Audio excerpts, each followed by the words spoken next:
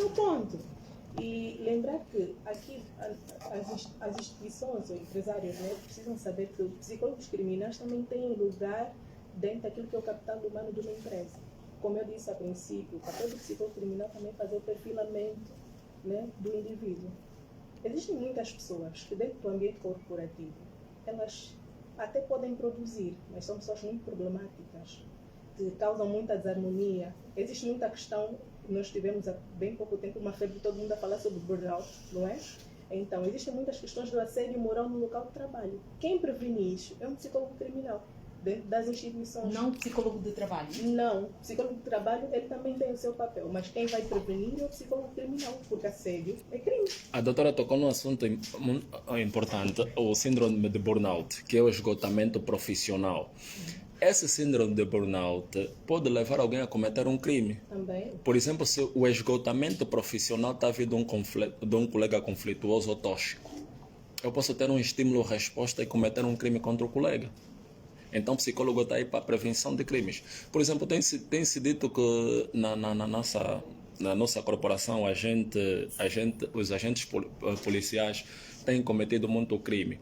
Já pararam para pensar, né, em chamar no recrutamento psicólogos criminais para fazer o perfilamento dos indivíduos que vão entrar para a corporação?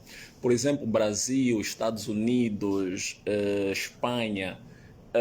Os psicólogos forenses participam do recrutamento do indivíduo para traçar o perfil criminal do indivíduo. É nesse contexto. Desculpa, por outra, os doutores falaram muito bem, vamos falando. A psicologia, ou a saída em psicologia criminal, né? No nosso país, eu acho que falta muito mais. Eu quero aqui chamar a atenção nesse caso, que o Estado tinha que falar mais sobre essa área de psicologia criminal, porque em quase todas as instituições que existem, devia existir psicólogos criminais, porque na verdade os psicólogos criminais eles têm um papel muito importante, porque eles estão ali para avaliar, né? Avaliar os comportamentos criminosos, estão ali para reabilitação dos indivíduos que apresentam tais comportamentos criminosos. E por isso é que o psicólogo criminal ele tem um papel muito preponderante. Por exemplo, não cortando, doutora, por exemplo, nos centros de reabilitação, onde tem jovens com comportamentos desviantes, que tem jovens com comportamento, ou seja, com transtorno da personalidade antissocial ou transtorno de conduta, quem vai fazer essa avaliação psicológica? É o psicólogo criminal.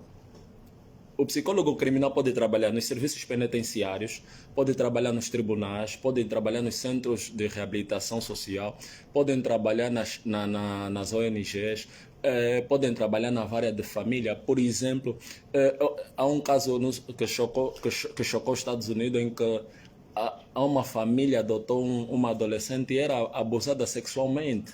Então, o psicólogo criminal vai nessa senda de adoção, psicólogo criminal ou psicólogo forense pode estar lá para fazer a avaliação da família que vai adotar essa criança ou essa adolescente.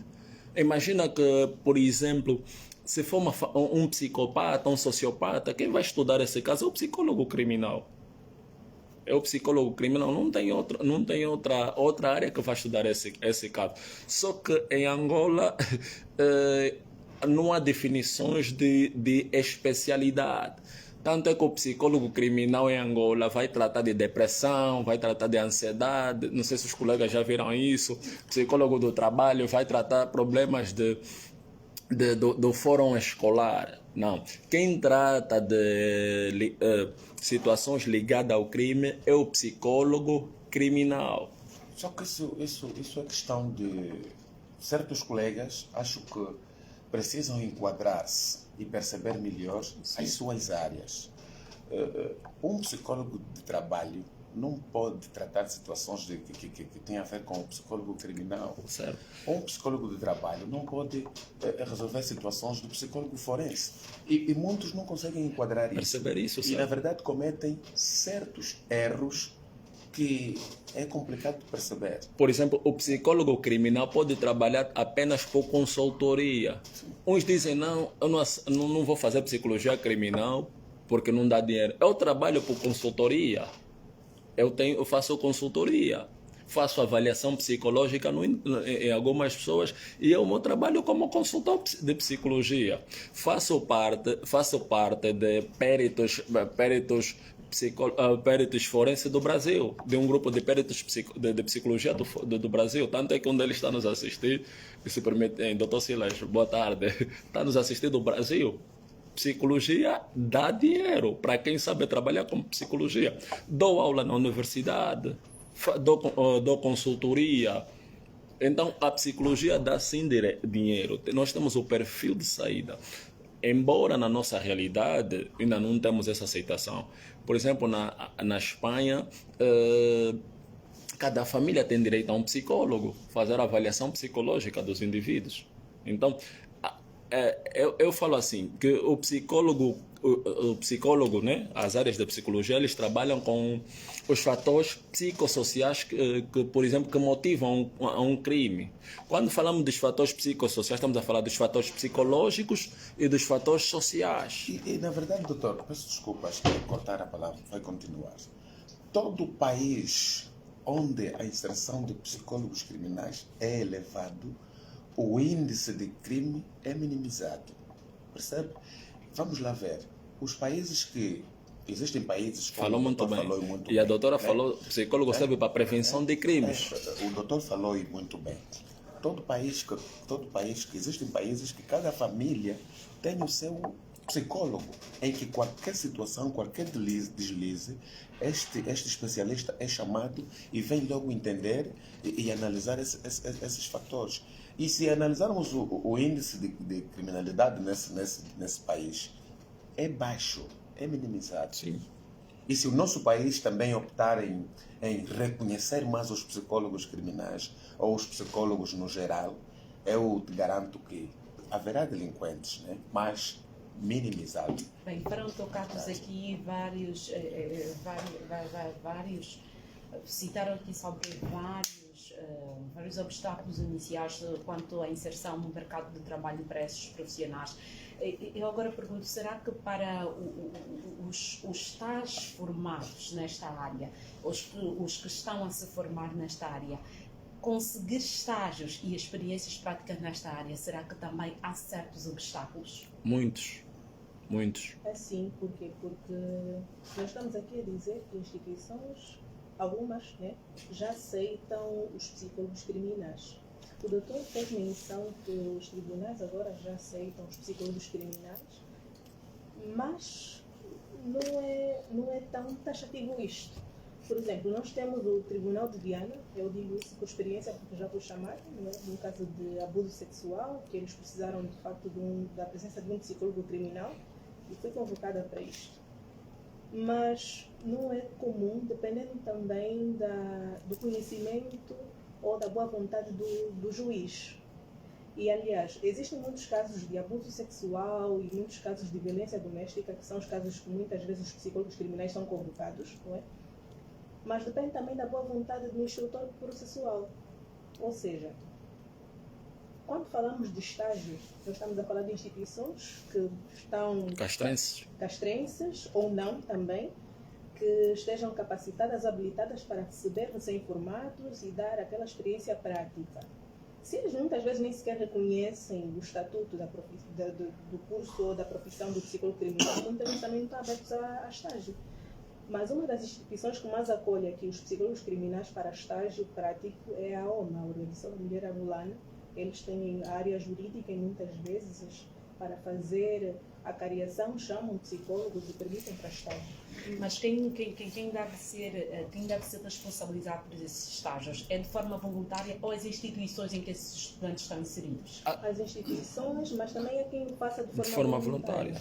As instituições, sim, a doutora falou bem. Por exemplo, o psicólogo criminal pode fazer estágio no laboratório criminal, pode fazer estágio nas comarcas, pode fazer estágio nas administrações, né, municipais, propriamente na área da ação social, onde encontramos o crime de violência doméstica, e a doutora fez bem, para dizer que o crime de violência doméstica ela está classificado, ou podemos encontrar vários crimes de violência doméstica. Quando as pessoas pensam em crime de violência doméstica, tendo em conta já que é apenas violência física, mas não. Nós temos a violência física, temos a violência patrimonial, temos a violência psicológica, temos a violência sexual.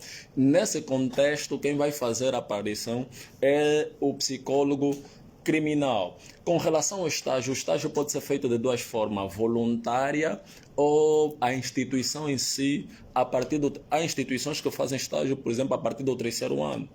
Eu na época da minha formação, eu fiz o estágio no laboratório criminal, né, na altura, que é uma área especializada propriamente para crimes de violência doméstica e agressões, não só, né, no laboratório criminal.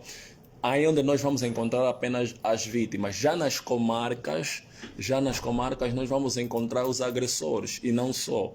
Também o psicólogo pode fazer estágio, que muito não se fala, na Força Aérea Nacional, que é o maior centro, né, de psicotécnico do país. A maior parte dos testes psicológicos saem na Força Aérea. Agora, como você chegar lá para fazer estágio, aí já são outros 500, como se diz na gíria. Adão, de que forma a ética profissional é testada no âmbito criminal? Não percebi. De que forma a ética profissional é testada no âmbito criminal? A ética profissional é testada no âmbito profissional de várias maneiras. Na verdade, em certas instituições, não é? Em certas instituições não têm a aprovação total ou a aprovação 100% do psicólogo criminal. Muitas instituições existem um psicólogo criminal, mas o pessoal, né? O pessoal existente nessa mesma instituição não aceita o psicólogo criminal. Muita gente diz, eu já me deparei em muitas situações em que alguém estava a passar em situações em que era preciso o acompanhamento do psicólogo criminal, em que no momento em que eu fui ter um encontro com esse mesmo pessoal, eu disse, não preciso ter um encontro ou acompanhamento com o psicólogo, eles gostam de ler a mente das pessoas. E isso é algo que precisa se trabalhar mais, né? Na verdade, precisa se criar mais palestras, mais encontros. E na verdade, eu pertenço a uma organização em que aqui o meu líder é o presidente dessa organização, né? Essa organização denominada o Renascer da Violência. Projeto Renascer da Violência Doméstica. E quanto mais, nesse projeto temos criado várias palestras, vários workshops, na verdade temos dado alguns cursos e também temos, né, o doutor tem dado alguns certificados. E com mais palestras e mais encontros, na verdade o pessoal vai ter conhecimento e... Só para termos uma noção da importância do psicólogo criminal, esse é um dado de 2022 ou 2023, se a memória não me falha. A população carcerária, os reclusos, eram de 23 mil reclusos em Angola. As cadeias acho que foram feitas para 10 mil reclusos, se eu não estou enganado. E só tínhamos por aí 3 mil psicólogos para atender essa população toda. Estamos a falar das pessoas que estão carcerárias, estão presas. E nessas pessoas que atendem, temos psicólogos clínicos, psicólogos criminais, a fazerem o atendimento nessa área. Nádia, falou-se aqui sobre, porque muitas das vezes, a não aceitação dos profissionais dentro desta área e a dificuldade no mercado de trabalho. Então, quais aqui as especializações dentro desta área são mais relevantes e mais aceitas no nosso mercado de trabalho? Enfim, uma das especializações mais aceitas é a questão da aplicação e interpretação de testes psicológicos. um psicólogo criminal tem que saber aplicar testes e fazer a devida avaliação. E principalmente os relatórios psicológicos, ou os laudos periciais. Isso é que é é o maior instrumento, um dos documentos mais importantes que um psicólogo deve ter para passar por Uma chega sobre laudos o laudo pericial. pericial. Bem, o que é que acontece? Em casos, por exemplo, onde nós temos uma vítima ou um agressor de violência doméstica ou qualquer outro crime, nós precisamos fazer a avaliação psicológica pericial, ou seja, fazer a entrevista cognitiva forense, saber qual foi a motivação do crime, saber quais foram as consequências a nível psicológico, e o psicólogo faz um relatório acerca disto, dando um parecer. No caso de vítimas, por exemplo, para saber qual foi o dano, a possível psicopatologia por conta da situação. E, por exemplo, muitas vítimas de violência doméstica têm a perturbação do estresse pós-traumático, não é? Então, o psicólogo vai fazer aí as recomendações, por exemplo, saber também quais são as questões de segurança, ou seja, ver quais são os ambientes em que a vítima ou o agressor deve frequentar para melhorar e determinar o melhor ambiente para que haja recuperação desta vítima. Esses relatórios também são feitos, por exemplo, por indivíduos que saem da cadeia para a reabilitação social. Exato. Bem, e a doutora tocou num aspecto muito importante. O calcanhar de Aquiles de alguns psicólogos, me refiro não só a psicólogos criminais, tem a ver com os laudos psicológicos. E a doutora tocou também num aspecto que eu acho muito interessante, que é a psicopatologia. A psicopatologia é a área responsável dentro da psicologia pelo o levantamento de transtornos. E nisso nós trabalhamos por sinais e sintomas. Sinais é tudo aquilo que nós vamos conseguir observar do paciente a olho nu. Sintomas é tudo aquilo que a vítima, né, ou o paciente ou o cliente vai nos descrever. A área que o psicólogo deve dominar, começando pela técnica de atendimento psicológico, que muitos já falham. Dentro das técnicas de atendimento psicológico, nós temos uma ferramenta que se chama anamnese. A anamnese é o quê? É a recolha de dados. Se tu falhares na recolha de dados, por mais que ficas aí, vais estragar o teu atendimento. Depois da recolha de dados, nós temos aquilo que nós chamamos de psicodiagnóstico. Tudo em psicologia fala. Se eu parar que vou perguntar, por que a doutora Nádia meteu essa blusa com flores e azul? É uma pergunta. Tem-se dito que para a psicologia sábio é quem pergunta. Então, dentro da psicologia, nós temos que nos fazer questões. O que lhe motiva a cometer o crime? Tem áreas que é propensa para o cometimento de crimes. Por exemplo, nós falamos do nosso projeto.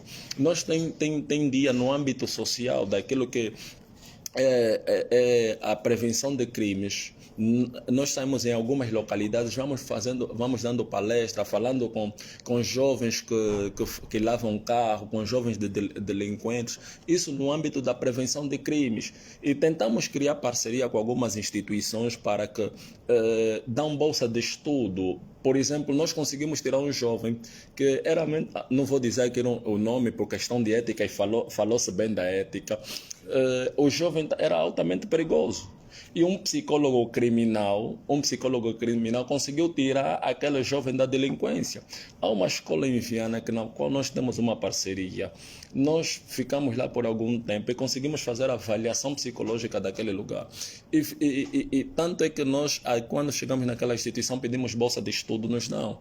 Porque nós conseguimos detectar os jovens que estavam na droga, aí dentro da escola, os jovens que estavam na delinquência, os jovens que se prostituíam, os jovens que iam na sala de aulas drogados. Conseguimos fazer isso. E aliás, até jovens estudantes que faziam um negócio de drogas na mesma instituição. Nós conseguimos detectar, né? E depois estancou-se isso, graças a Deus. E a doutora Nádia falou do parecer psicológico. No parecer psicológico, por exemplo, eu tenho essa amabilidade de fazer o seguinte: quando alguém vem me pedir um parecer psicológico, uma instituição, eu trabalho por codificação. Nunca vou te dizer diretamente a patologia que o indivíduo tem. Por exemplo, imagina que alguém está com HIV, né? E fruto disso quer se matar. vem para o meu consultório, eu não vou dizer, olha, o indivíduo por causa do HIV quer cometer um crime ou quer cometer um suicídio. Eu vou dizer no relatório, no laudo psicológico, por causa do B20, o indivíduo tem tentativas de suicídio. Agora, suicida, né? ação suicida. Se você não entende o que é B20, não vais perceber. Não, mas na verdade, assim, o que acontece? Isso que o Dr. Rubem está a dizer é meio que uma regra uma das questões da ética dentro da psicologia. Deontologia profissional. Deontologia profissional. Exatamente. Por quê? Porque o psicólogo ele vai ter dois instrumentos que não lhe podem faltar. Primeiro, é o DSM-5. Sim. Atualmente, o DSM-5 o texto revisado, né, que é atualizado, algumas psicopatologias saíram do livro. E o CID-11, ou CID-10. CID-10, porque CID-10, porque o 11 ainda não está no nosso mercado. Não está. Mas, doutor Xena, algumas pessoas já têm acesso. Enquanto estamos a usar o CID-10. É um texto, se calhar, ainda é indiscutível. Aquela é uma versão demo. Exato. Bem, o que acontece? Nós temos esse livro CID que eu falei, que é meio que uma codificação de todas as doenças. O que o doutor disse do B20, nós lá no CID, nós vamos procurar, por exemplo, geralmente os relatórios não são para as pessoas em si só. Elas são, para as instituições. Exato, são documentos institucionais. Por exemplo, nós não vamos fazer um laudo pericial porque queremos fazer. Geralmente vem com alguma petição de alguma organização, de alguma instituição que vai solicitar ao psicólogo para que possa enviar um laudo. Por quê? Porque geralmente nesse laudo ele tem um quesito. O quesito é o quê? É um pedido específico para a realização desse laudo. Geralmente é para provar alguma psicopatologia ou alguma instabilidade. Alguma dependência, controle. Sim, porque na verdade existem os camaradas em situações judiciais, né? Que apresentam uma certa patologia em que é necessário o acompanhamento psicológico. Então, se calhar esse mesmo indivíduo tem tido o acompanhamento psicológico e para provar diante de um tribunal, né, é necessário que o psicólogo criminal faça o laudo desse mesmo indivíduo e apresentar diante do tribunal, para assim o tribunal ter certeza da condição psicológica desse mesmo indivíduo. Isso, na verdade, também serve para fazer o quê? Para provar a capacidade e incapacidade jurídica. Ok. Para provar também o quê? A imputabilidade ou a inimputabilidade. O que é isso? Capacidade ou incapacidade? É para saber se o indivíduo encontra-se no tempo e no espaço. Ele tem consciência de si, de quem ele é, do que ele fez. Geralmente o laudo serve para provar, o laudo pericial, né, que nós estamos a falar dentro da psicologia criminal, porque também tem o laudo do psicólogo clínico. Clínico do trabalho. Ou do trabalho também, para saber se essa pessoa está capacitada para fazer as tarefas diárias. Né? Dentro da psicologia criminal, o laudo vai servir para provar, primeiro, capacidade ou incapacidade jurídica, ou seja, se o indivíduo tem consciência do crime que cometeu, se ele tem consciência de si, se está no tempo e no espaço. E também para provar se ele é imputável ou inimputável. Imputabilidade, o que é? Se ele pode cumprir uma pena normal, como qualquer outro indivíduo que foi condenado, ou não. Ou se ele tem que cumprir uma pena dentro de alguma instituição precisa. Por exemplo, nós temos a cadeia, o hospital psiquiátrico... Hospital-cadeia. Hospital-cadeia ou a psiquiatria também cadeia, não é? Para alguns não, casos... doutora, o Hospital Cadeia está dentro da psiquiatria de Luanda. O Hospital Cadeia está dentro da psiquiatria de Luanda. Por exemplo, nos casos que o indivíduo comete crime por estar com uma perturbação, ele vai cumprir no Hospital Cadeia. Sim. Yeah. O hospital psiquiátrico é para pessoas que têm problemas psicológicos, que não cometeram nenhum crime. Agora, as pessoas que cometem crime vão estar dentro do Hospital Cadeia. E dentro do Hospital Cadeia tem os agentes penitenciários que fazem a guarda mesmo desses indivíduos. Bem, nota-se que há uma certa evolução desta área profissional em outros países. E se temos aqui, se calhar, como referência os Estados Unidos da América, não é? Então, quais são os exemplos internacionais em que Angola pode se inspirar dentro desta área? Bem, nós temos uma série que eu gosto muito de acompanhar, porque ela dita muito a realidade né, do psicólogo criminal na prática, ele fora do contexto penitenciário, mas ainda assim a fazer o seu papel. Eu nesse momento esqueço o nome da série, mas basicamente o que é? O psicólogo ele faz a preparação das testemunhas, porque nós também temos a psicologia das testemunhas. Psicologia da testemunha. Dentro da psicologia criminal. Que é o quê? O que acontece? Geralmente, as pessoas que presenciam algum ato bárbaro, a nossa mente acaba por esquecer de certos detalhes como se fosse um meio de prevenção, para não causar determinados traumas. Tanto é que pessoas ou indivíduos que acabam por testemunhar ou sofrer um acidente grave, às vezes têm perda de memória. Exato. Então, o que o psicólogo vai fazer? Vai preparar essas testemunhas, fazer aquilo que nós chamamos de entrevista cognitivo-forense, fazer reviver a situação. Recalque. Isso tem a ver com as terapias. Está ligado às terapias também, mas é mais ou menos isso que o psicólogo criminal também pode fazer, e nós aqui em Angola ainda não temos tanto, mas que é uma área que pode ser muito bem explorada. Outro aspecto que eu falei aqui no início é a questão do psicólogo estar dentro da área do compliance, né? Ou seja, o psicólogo, como alguém que também traz o perfil comportamental, ele pode ver ou trabalhar na área de risco dentro de alguma empresa. Certo. Por quê? Porque são indivíduos que às vezes, por exemplo, a instauração de um processo disciplinar, esse indivíduo precisa fazer uma avaliação. E alguns processos disciplinares não é só por mau comportamento, mas pode ser por algum roubo. Então, precisa de um psicólogo criminal ali à frente para fazer essa entrevista ou conduzir essa avaliação. Dentro do capital humano, né, aquilo que nós chamamos de recursos humanos, o psicólogo também pode fazer parte durante o processo de entrevista, recrutamento e seleção. Por quê? Porque nós conseguimos fazer o perfilamento do indivíduo, saber qual é a área que ele pode trabalhar melhor, se ele representa algum risco para aquela instituição. Dentro do mercado cinematográfico, o psicólogo também tem lugar. Nós temos, por exemplo, uma série muito antiga, 2012, Castle, que ele era um autor e trabalhava com investigação criminal. O psicólogo criminal, dentro do processo ou do mercado cinematográfico, ele também pode ter o mesmo papel. Algumas empresas, algum autor, alguém que quer produzir um filme, quer tratar sobre alguma coisa, por exemplo, nós tivemos aí a série Adolescência, não é? Tem que sempre a presença de um psicólogo criminal. Por quê? Porque é uma série que fala de um contexto forense. E para ser verdadeira ou representar muito bem, chamaram um psicólogo criminal para explicar as etapas, para parecer mais verdadeiro. Então, nós temos muito mercado, muita coisa a ser explorada. A aplicação e interpretação de textos é uma das coisas, né, a psicometria, nesse caso, é uma das coisas que mais dá dinheiro. Já vi que é a área forte da doutora. Eu, por exemplo, muitos psicólogos não são aceitos. Não, esse curso é para menina. Não. É mentira. Não seja o contrário. Deixa só dizer aqui uma coisa. Dentro da psicologia, a doutora falou muito bem das terapias. Dentro da psicologia existem várias terapias. Eu aconselho sempre ao psicólogo, seja bom pelo menos em duas coisas em psicologia ou três, que é o atendimento psicológico, a psicopatologia e a psicoterapia.